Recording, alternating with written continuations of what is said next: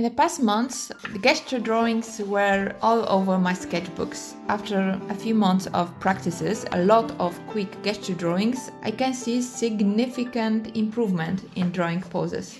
The key difference between anatomical drawings and gesture drawings is that you have to capture the pose in a very short amount of time. It's from 30 seconds to 2 minutes.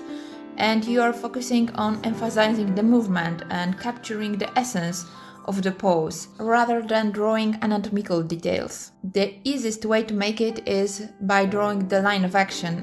You have to imagine the pose is just one line. To simplify the pose, usually it captures the movement. It is stemmed from animation. By finding the line of action, you are trying to place other key points of the figure like limbs and head, torso, pelvis. You have to do it by making just quick marks and using simple shapes and lines. I think it is a good practice also for beginners because if you can draw stick figures, you surely will be able to make such a pose. Of course, you may need more time to finish it, and don't worry if it won't be perfect or portion will be skewed, because this is something that will come with quantity. So you have to do lots of such a quick poses, and I assure you that you will see the improvement after taking this kind of practices long enough. I usually skip the drawing face and fingers because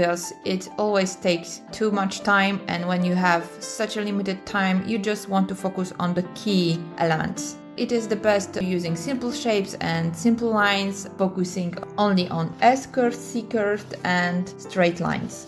But for me it was something that I used after I was more fluent with this practice, because at first I just wanted to capture important body parts. Focusing on the lines describing the whole body is something I managed to do after a few of such exercises. Gesture drawing improves not only the ability of drawing, but also the ability of making quick observations. By repeating and a great amount of such drawings, you will notice that even if your proportions were incorrect at the beginning, the sketches will start look better after a few days. There is no sense to stopping by each sketch and trying to improve it. Just make another and another and another, because quantity will bring eventually quality. The simpler, the better. This short amount of time is forcing us to not focusing on the not important stuff. It also allows us to letting the expectation go, because you can make a masterpiece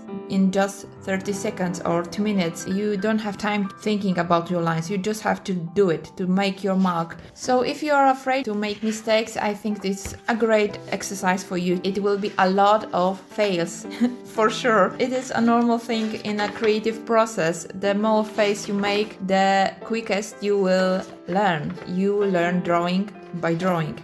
I hope it makes sense. And experienced artists also will benefit from these exercises. It's always worth to refresh our skills, basics, step back from our usual drawing routine to capture mistakes and mannerism. Another great experience was to go back to sketchbook. I was using digital media for dozens of years because I'm an illustrator, and drawing on iPad or on my graphic tablet was very useful. You can correct any mistakes in the fly. So I definitely didn't feel comfortable with going back to drawing traditionally, but because you had to do it quick and a lot of practices, it allowed me to break the fear. Using traditional media helped me to let perfectionism and focusing on detail go. And the short time of making these drawings allowed me to be more courageous, always better and more lively than these perfect ones. I also switched my pencil to markers and pens, and even on watercolors. For watercolors, I usually use more time than 30 seconds. It's from 2 to 5 minutes. It was such a great exercise, also very adventurous. Lots of exploration had place during this kind of sketches. There is another aspect of letting the fur go. It is amount of paper. Because you need to make a lot of them, also you need a lot of paper, so probably to reduce your stress, it's better to use a cheap sketchbook to not worry about wasting paper, but of course good enough to not fight with it. I hope that I encouraged you for this kind of practices. I'm leaving useful links to reference sites and gesture drawing video in my description, and bye!